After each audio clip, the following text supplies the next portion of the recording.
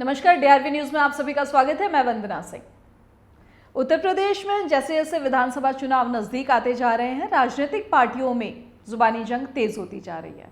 अभी पिछले दिनों उत्तर प्रदेश के मुख्यमंत्री योगी आदित्यनाथ ने कैराना और मुजफ्फरनगर में चल रहे विपक्ष के चुनाव प्रसार पे तंज कसते हुए कहा है कि कैराना और मुजफ्फरनगर में जो लोग अपनी गर्मी दिखा रहे हैं वो 10 मार्च को शांत हो जाएगी।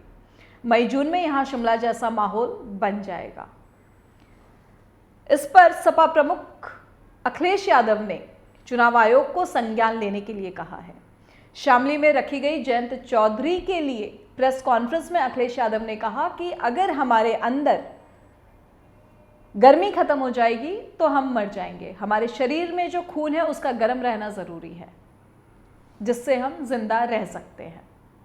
हाल ही में केंद्रीय गृह मंत्री अमित शाह ने कहा कि विपक्षी दलों पर और खास तौर पर सपा प्रमुख अखिलेश यादव पर पलटवार करते हुए उन्होंने कहा है कि आर्टिकल 370 को हटाने के विरोध में अखिलेश यादव थे।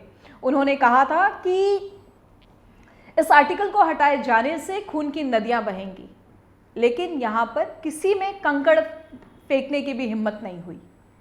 अलीगढ़ के अतरौली विधानसभा क्षेत्र में पूर्व मुख्यमंत्री दिवंगत कल्याण सिंह के पौत्र उत्तर प्रदेश सरकार के मंत्री और बीजेपी उम्मीदवार संदीप सिंह के समर्थन में आयोजित जनसभा को संबोधित करते हुए शाह ने कहा, आपने दोबारा प्रधानमंत्री बनाया तो नरेंद्र मोदी ने कश्मीर से आर्टिकल 370 हटा दी।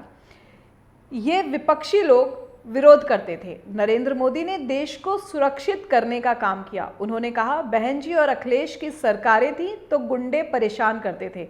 अब माफिया 3 जगह दिखाई पड़ता है। एक तो जेल में दिखाई पड़ता है, दूसरा यूपी के बाहर दिखाई पड़ता है और तीसरा माफिया ढूंढना पड़ता है तो समाजवादी पार्टी के प्रत्याशियों की सूची में देख लिया जाएगा। समाज सेवा और प्रदेश के काम से इतना लगाव है, फिर आप संन्यास की ओर क्यों चले गए?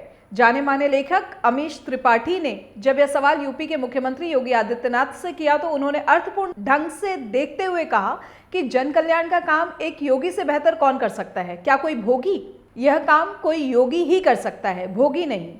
जिनके लिए अपना परिवार ही सब कुछ है, उनसे जन कल्याण की उम्मीद कैसे कर सकते हैं? स्वार्थ में डूबे हुए लोगों से परमार्थ की अपेक्षा करना मूर्खता है।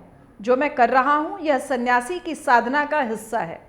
योगी ने कहा, सीएम के तौर पर मेरा व्यक्तिगत कुछ नहीं है। यह पद हमारे लिए प्रतिष्ठा नहीं, परीक्षा है। यूपी जैसे राज्यों में अगर अपना पराया किया गया तो दंगों का सिलसिला रुकता नहीं, जातीय व वर्ग संघर्ष होते। ऐसा नहीं है कि विपक्ष में बैठे मित्रों ने इसके लिए प्रयास नहीं किया, लेकिन वे विफल रहे, क्योंकि जनता को विश्वास था कि बीजेपी की डबल इंजन सरकार उनके हितों को प्रभावित नहीं होने देगी। यूपी में चुनावी गर्मी बढ़ने के साथ ही रक्षा मंत्री राजनाथ सिंह और गृह मंत्री अमित शाह के अलावा सीएम योगी आदित्यनाथ, मायावती, अखिलेश यादव और जयंत चौधरी सहित 30 से अधिक राष्ट्रीय या राज्य स्तर के नेता बुधवार को प्रचार में नजर आए। अखिलेश और जयंत ने जिन इलाकों में प्रचार किया उनमें लोनी से उम्मीदवार मदन भैया की भी सीट है। बाहुबली और माफिया के आरोप लगाकर बीजेपी मदन भैया को टिकट देने पर एसपी-आरएलडी को घेर रही है। राजनाथ सिंह ने लखीमपुर खीरी और पीलीभीत में प्रभावी मतदाताओं के साथ संवाद किया। सीएम योगी मथुरा और बुलंदशहर में थे। योगी ने अपने वार की टोन सुबह ही तय कर दी थी। उन्होंने माफियावाद पर वार किए और सभी को सुरक्षा जरूरी बताया। योगी आदित्यनाथ ने कहा कि यूपी के एक भी विधानसभा सीट पर सीएम सरकार विरोधी लहर नहीं है। वहीं दूसरी तरफ करहल और जसवंत नगर में कांग्रेस ने अपना एक भी कैंडिडेट सपा के अगेंस्ट में नहीं उतारा है, सपा के विरोध में नहीं उतारा है। देखते हैं कि आने वाले दिनों में सपा इस पर कैसे रिएक्ट करती है और आने वाले दिन ही बता पाएंगे कि मतदाताओं का रुझान किस तरफ है। फिलहाल के लिए इतना ही। चलते चलते चैनल को लाइक करना, शेयर करना, कमेंट करना और सब्सक्राइब करना बिल्कुल भी ना भूलें। मुझे और मेरी पूरी टीम को दीजिए इजाजत। जय हिंद।